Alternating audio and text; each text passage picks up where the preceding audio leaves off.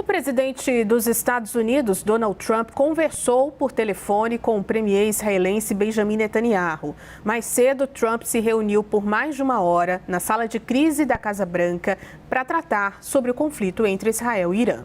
A correspondente em Washington, Mariana Jangiacomo, tem todas as informações ao vivo.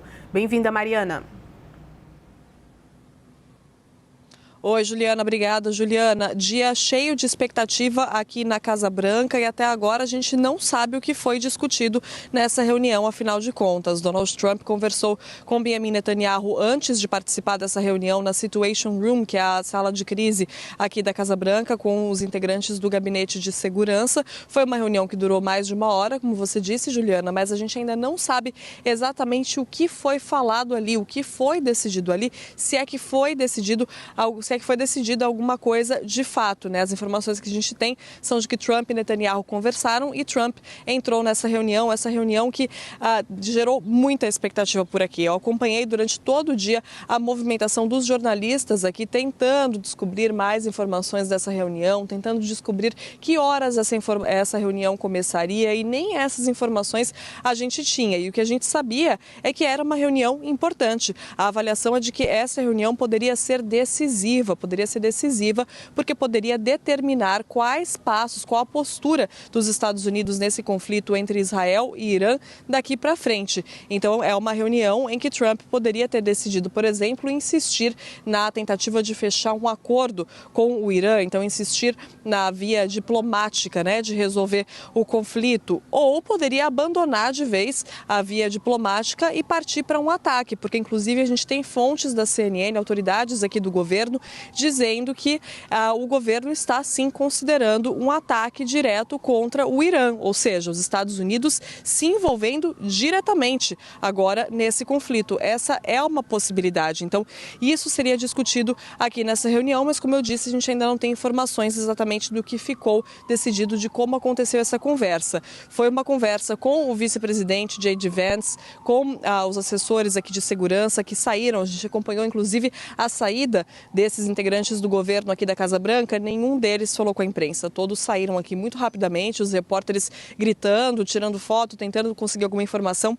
Ninguém falou. Então, todo mundo saiu. A gente não sabe qual a postura de Donald Trump daqui para frente, né, exatamente o que ele vai querer fazer. A gente tem alguma pista pelas mensagens que Trump publicou ao longo do dia. Só para a gente lembrar, foi um dia que começou cedo para o presidente americano. Ele chegou aqui por volta das 6 da manhã, depois de sair às pressas da reunião da cúpula do G7 no Canadá, justamente para resolver esse assunto, e ao longo do dia publicou mensagens pedindo a rendição incondicional do Irã, dizendo que sabe onde o líder supremo Ayatollah Ali Khamenei do Irã está escondido, mas dizendo que os Estados Unidos não vão matá-lo, pelo menos por hora. Então são mensagens com um tom duro contra o Irã, mas que ao mesmo tempo deixam um espaço aberto para negociações, ou seja, mensagens ambíguas e que levam, né, a gente a pensar nessa questão do que vai acontecer agora, qual vai ser a postura dos Estados Unidos, que é uma questão polêmica entre o governo mesmo e dentro do Partido Republicano, que gera ali discordâncias. Uma ala que prefere que os Estados Unidos ataquem o Irã de fato e uma ala que não, que acredita que os Estados Unidos não ganhariam nada com esse tipo de intervenção, Juliana. Agora, Mariana, eu queria trazer exatamente um ponto que você destacou, que é Trump ter dito mais cedo que os Estados Unidos sabem onde está o líder supremo do Irã, Ali Khamenei, que está escondido, mas também diz que não vão matá-lo, né? Contrariando um pouco o que disse algumas horas atrás o primeiro-ministro israelense Benjamin Netanyahu. Qual é a repercussão disso por aí? Porque esse foi um dos pontos mais importantes dos discursos sobre esse conflito nas últimas horas.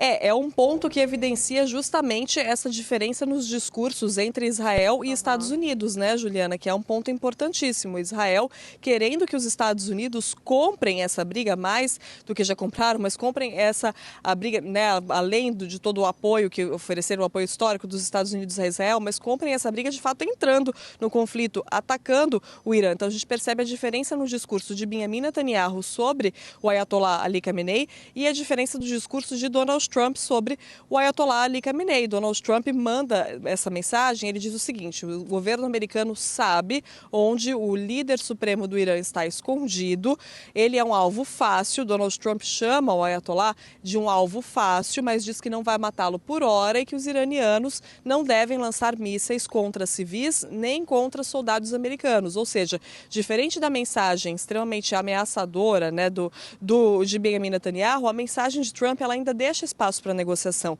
Afinal de contas, ele foi eleito, né, Juliana, com a promessa de tirar os Estados Unidos de guerras, não de se envolver em mais guerras, não é um intervencionista de guerras. Só que aí tem essa pressão por parte de Israel e por parte de uma ala do próprio partido, e fica a pergunta, então, como que vai equilibrar, dosar todas essas pressões nesse momento, Juliana? Exatamente. Muito obrigada, viu, Mariana, pelas informações. A gente se vê ao longo dos próximos dias.